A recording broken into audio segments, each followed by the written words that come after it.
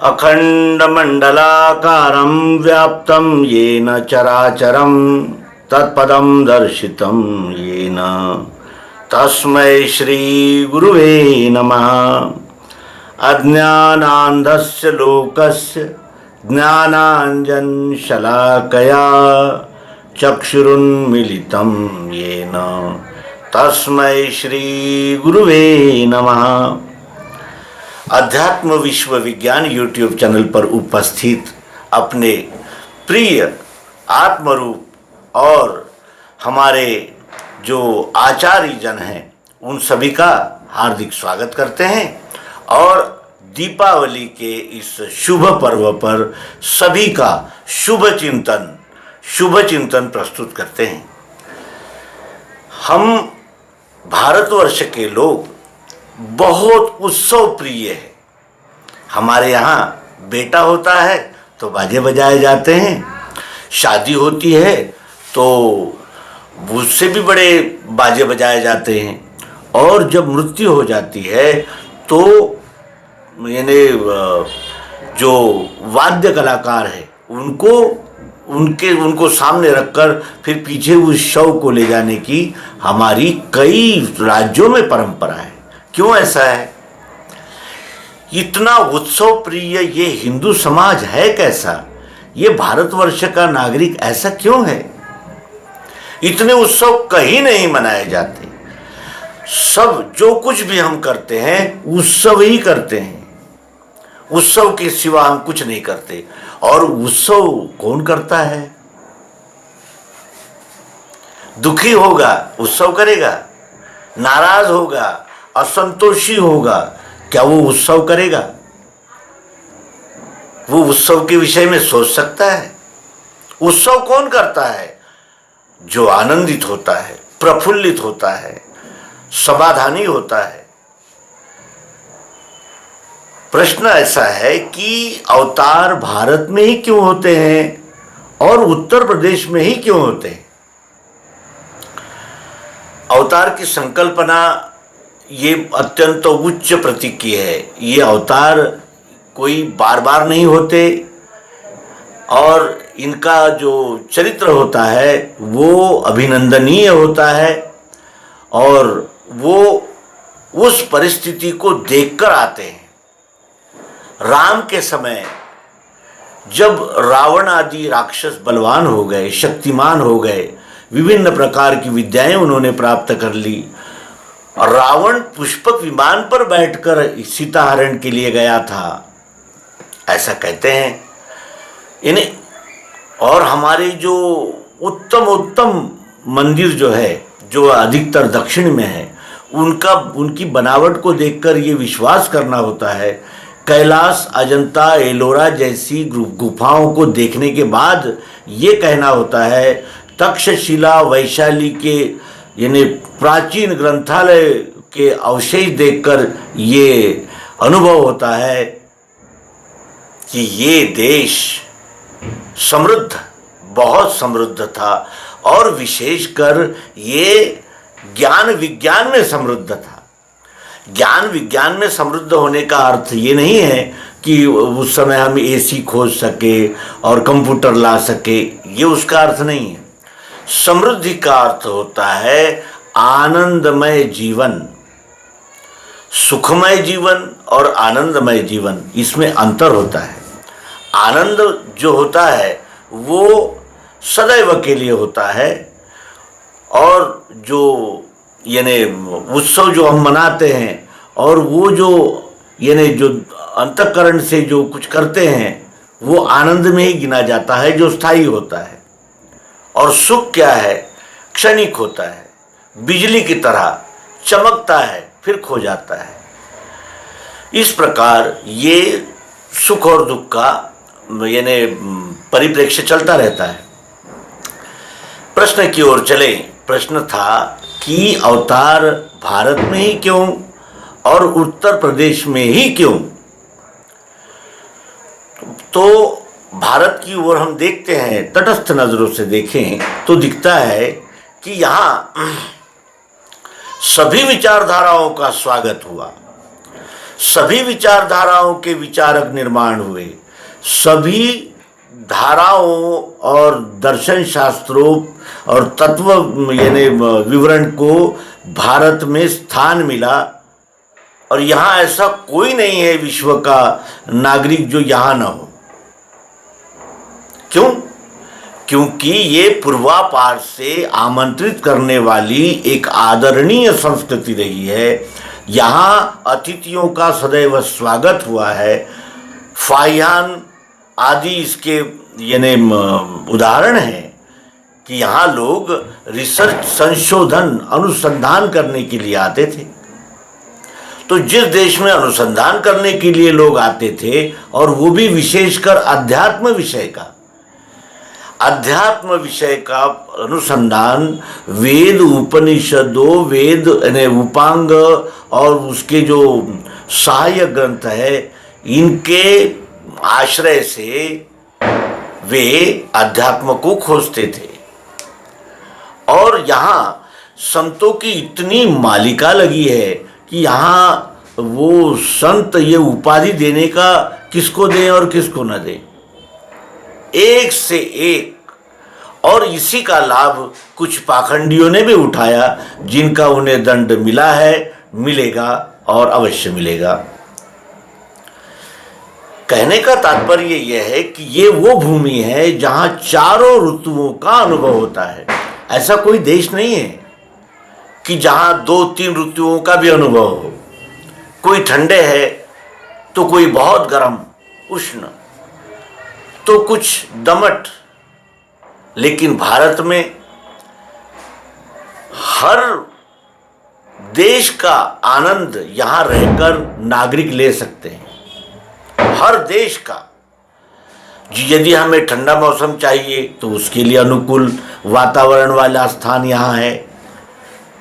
आपको उष्ण यानी जिसे कहते हैं कि उग्र और भड़क अगर चाहिए तो वो भी यहाँ है। यहाँ एक एक राज्य एक एक वस्तु के लिए प्रसिद्ध है। ऐसा ये भारतवर्ष है। और अवतार की संकल्पना भी भारत की ही विश्व को देन है। लोग किसी को भी अवतार कह सकते हैं, किसी को भी संत कह सकते हैं, लेकिन उसकी एक डेफिनेशन, उसकी एक व्याख्या होती है। अवतार वो होते हैं कि यदा यदा ही धर्मस्य ग्लानिर्भवति भारत अभ्युत्थानमधर्मस्य तदात्मानं सृजाम्यहम् परित्राणाय साधूनां विनाशाय च दुष्कृतां धर्म संस्थापनार्थाय संभवामि युगे युगे।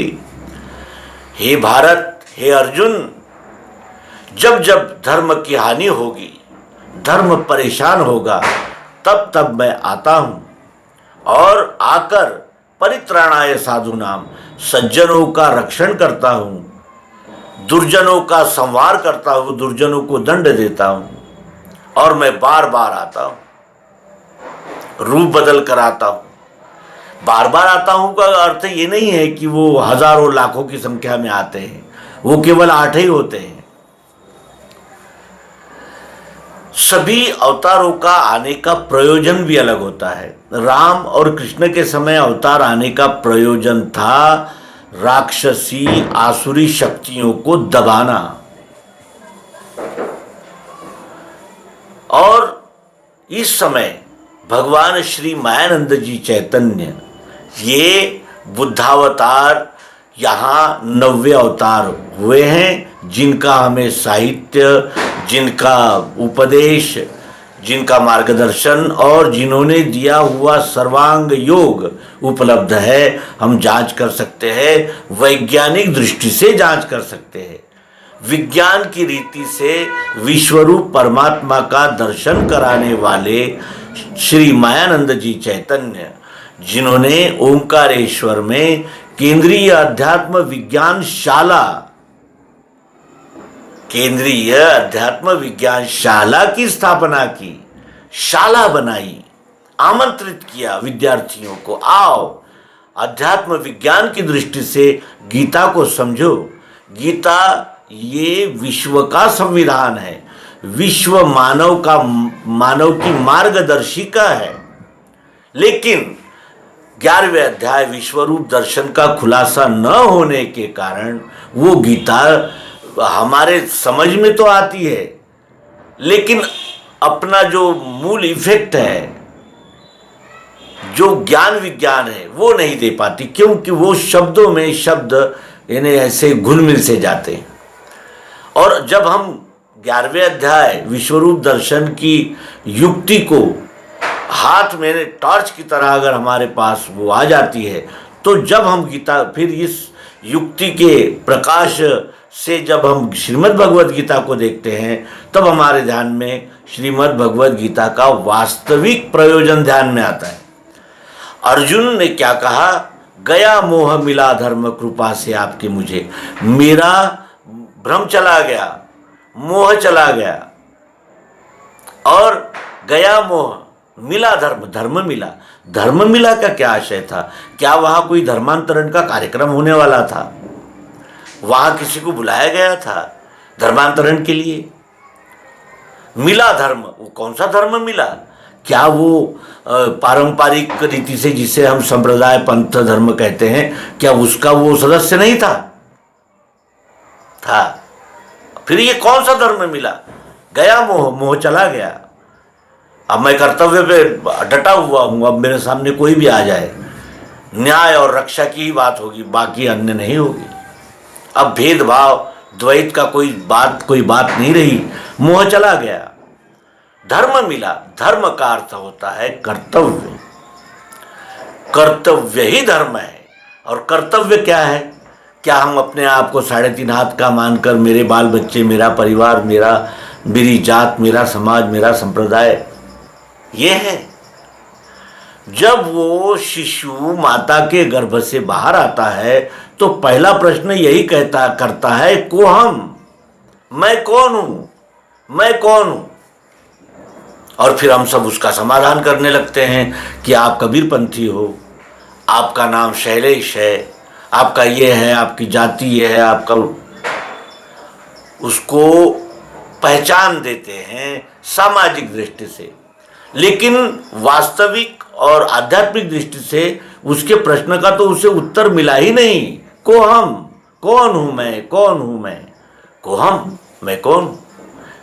क्या मैं 3.5 हाथ का शरीर हूं, या शरीर में उपस्थित इंद्रियां हूं, मन हूं, बुद्धि हूं, चित्त हूं, अहंकार हूं? कौन हूं मैं? और शरीर मेरा वस्त्र है, तो इसका अर्थ शरीर में हूं, पर मैं केवल शरीर नहीं हूं, शरीर में हूं। जैसे हमने ये कपड़े पहने हैं, उतार भी सकते हैं, लेकिन वो हम कपड़ों को ही जैसा हम स्वयं को स्वयं मान लेंगे, उसी प्रकार इस देह को अपना मानकर, और देह से ही मोह होता है, और जिससे मोह होता है फिर वो जिस ओर जाता है उधर केवल मोह की दृष्टि से ही जाता है। और जब मोह की दृष्टि होगी तो न्याय रक्षा हो ही नहीं सकती, क्योंकि न्याय तो सत्य अधिष्ठित होना चाहिए, सत्य पर आधारित होना चाहिए। और इसके लिए हमारे देश में कितने ही उदाहरण ऐसे न्यायाधीशों के हुए हैं जो सत्य के लिए सत्ता से संघर्ष कर बैठे। रामशास्त्री, पुणे, पेशवा, कह दिया कि नहीं, ये आपने पाप किया है, आपको प्राणांत, ये प्रायश्चित है। डरे नहीं, न्याय और रक्षा में डटे रहे। यही धर्म कर्तव्य अर्जुन को मिला। आइए फिर विषयांतर हो रहा है। ये कितना परम पावन देश है। यहां एको हम बहुश्याम से शुरुआत करके सर्वम खल्विदम ब्रह्म तक अनुसंधान हुआ है। ये देश कितना परम पावन होना चाहिए। और जब जमीन तैयार नहीं होगी तो वहां उस दर्जे का बीज लाभकारी भी नहीं होगा। और इसीलिए इस विश्व माता के इस विश्व माता के आंगन में ये भारत कोख है। भारत ये विश्व माता की कोख है और इसीलिए यहाँ ऋषि मुनि संत महात्मा अनेक धर्मों के, पंथों के, मतों के, अनेक विचारों के, परस्पर विचारों के, यहाँ राम और कृष्ण को नहीं मानते, ये लिखित रूप से स्वीकार करने वाले भी आदर पाते हैं। और ये ऐसा देश है कि यहाँ बुद्ध, महावीर, ओशो, रजनीश, कबीर, नानक, अनेक पंथों के अनेक विचारक हुए हैं, परस्पर आदान प्रदान हुआ है और उन्हें मान्यता भी मिली है, उनका समावेश भी कर लिया गया है। क्यों? क्योंकि ये अनुसंधान के सोपान है, स्टेप्स है। ये सनातन सिद्धांत सिद्ध करता है कि यहाँ नास्तिक भी एक स्टेप है और स्टेप से ही चढ़कर सत्य तक जाना होता है। ये सब स्टेप्स है और किसी का भी घृणा नहीं, किसी का भी अपमान नहीं, किसी का भी विरोध नहीं, सबका स्वागत, सबका सामंजस्य। और ये विद्या देने के लिए अवतार आते हैं।